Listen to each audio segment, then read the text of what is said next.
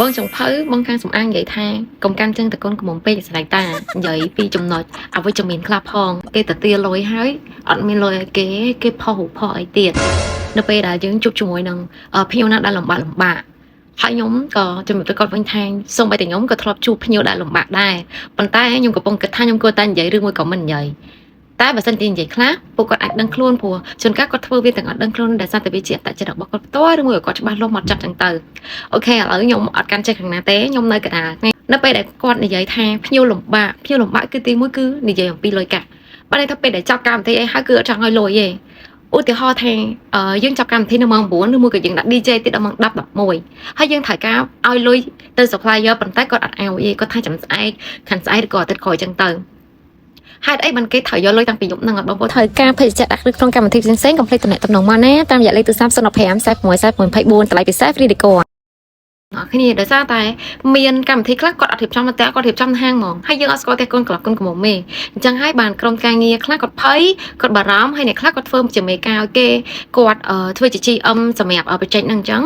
បើសិនជាមានបញ្ហាណាមួយគាត់នឹងចេញសងទៅកាន់ម្ចាស់ក្រុមហ៊ុនឬមួយក៏ម្ចាស់អាជីវកម្មហ្នឹងឧទាហរណ៍ថាការចំណាយលើចុងភៅរហូតដល់$72000ឧទាហរណ៍កូនកំមុំយកច្រើនតុកអញ្ចឹងណាអញ្ចឹងគាត់សុំទូទាត់នៅយប់ហ្នឹងឲ្យហ្មងហើយដូចជាបងប្អូនបានដឹងអញ្ចឹងនៅពេលដែលរៀបចំកម្មវិធីមួយ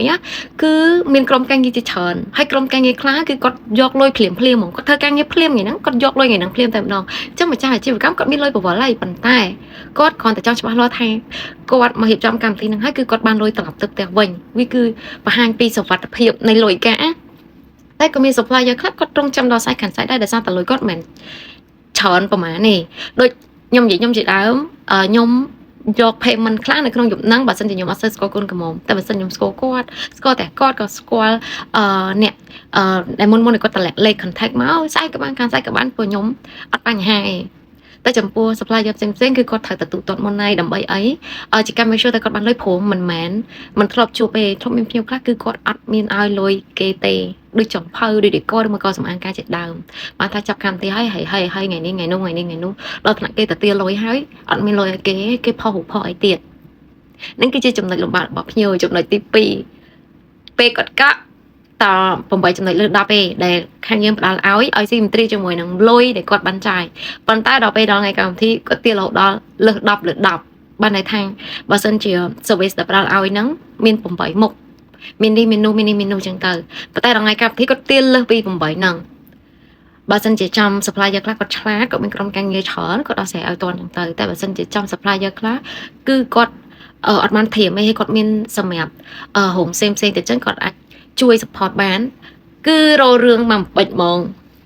ពិតជាមានបែបហ្នឹងមែនចឹងហើយបានគាត់ប្រាប់ថានិយាយតែកាន់ជើងតែកូនកំមុំកាន់ជើងគាត់ខ្លះផងអូខេចំណុចទី3គឺពាក់ព័ន្ធជាមួយនឹងបញ្ហាការងារជាក់ស្ដែងគាត់ហើបែបនេះហេថ្ងៃកាក់លុយឬមួយក៏ពេលនិយាយគ្នាចឹងទៅតែដល់ពេលដល់ថ្ងៃកម្មវិធីវិញគឺគាត់ដូរភ្លាមឧទាហរណ៍ករណីភ្នួងអញ្ចឹងគាត់ហើយក5ឈុតហ្នឹងនៅពេលព្រឹក